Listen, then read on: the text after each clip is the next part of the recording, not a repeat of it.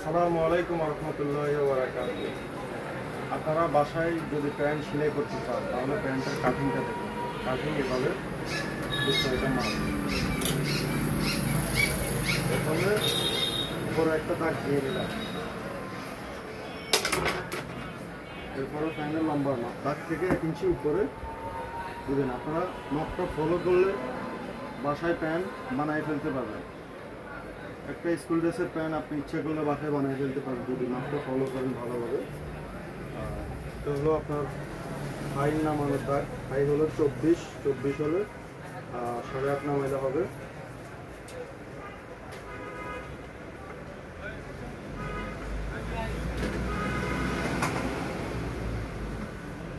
নিচের দাগ নিচে 2.5 ইঞ্চি বাকি রাখলে হবে।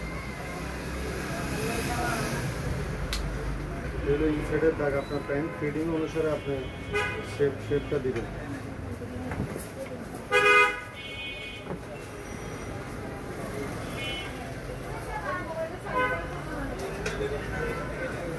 নিচের লুজ 13 ইঞ্চি হলে আপনি দেবেন 6.5। কোমর 25 ইঞ্চি, 25 হলে 6.25। উচিত দাগ 2 ইঞ্চি রাখবেন।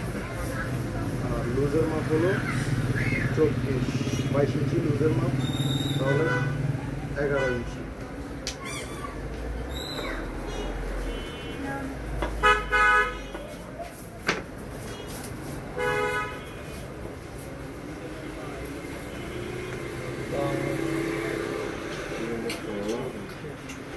এরপর আপনারা পকেটের মার্কাটা দেবেন। পকেটের মার্কার দাগ 3.5, 1 ইঞ্চি 1 সুতো। এরপর হচ্ছে আপনার 1.5, তো এখানে রাউন্ডটা দেবেন।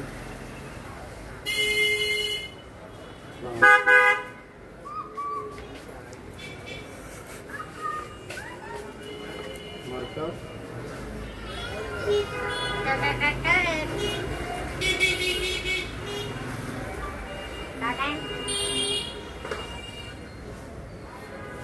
মার্কার দেওয়া কমপ্লিট। এবার কাটিং দাগে কাটিং করে ফেলবেন।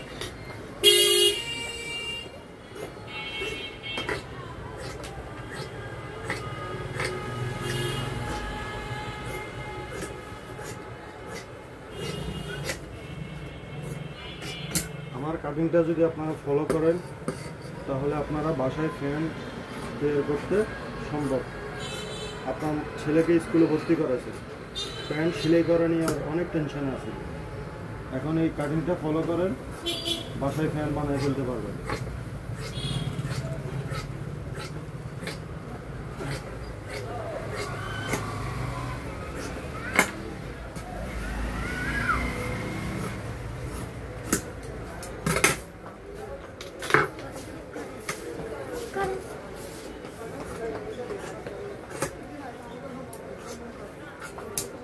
এই অংশটা এভাবে কেটে কাটবেন।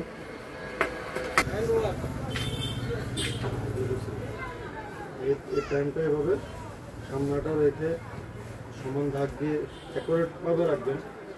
রাখার পরে শুরু করবেন। তাহলে এখানে একটা দাগ দিয়ে নেবেন সমান করে এই পরিমাণ। দাগটা দিবেন আর এই দাগটা একটু স্ট্রেট হবে। এখানে দাগটা একটু হালকা একটু অ্যাঙ্গেলে দিবেন। এখানে দাগটা হালকা একটু অ্যাঙ্গেলে থাকবে। এখানে 1 ইঞ্চি 6 ইঞ্চি 1 ইঞ্চি 2 সুতা, এখানে 2.5 ইঞ্চি রাখলে হবে। এরপর আপনার কাছে যায় ব্যাক পকেটের দাগ 3 ইঞ্চি নামাবেন। এখন প্যানগুলো একটু নিচে পড়ে উপরে দাগ দিয়ে দেবেন 3 ইঞ্চি। পকেটের মাপ 2.5, মাঝামাঝি ফিটিংয়ের দাগ 2.5 ইঞ্চি।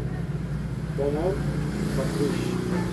26-এর 4/1 1 ইঞ্চি কুচির জন্য দাগটা দিয়ে নেবেন। এখানে একটা শেপের দাগ দিবেন, এই দাগ অনুসারে কাটলে তখন আপনার জিনিসটা একবার হবে। সাইডের দাগ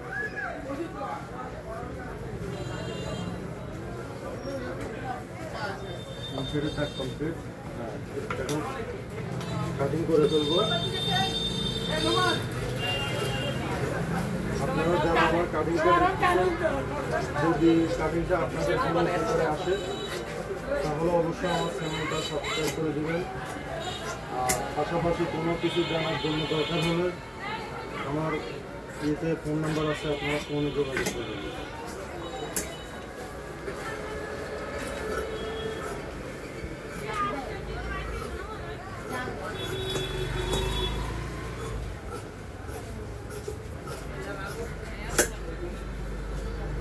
ভালো করে পুরোটা ভিডিও দেখবেন, ট্রেনে দেখবেন না।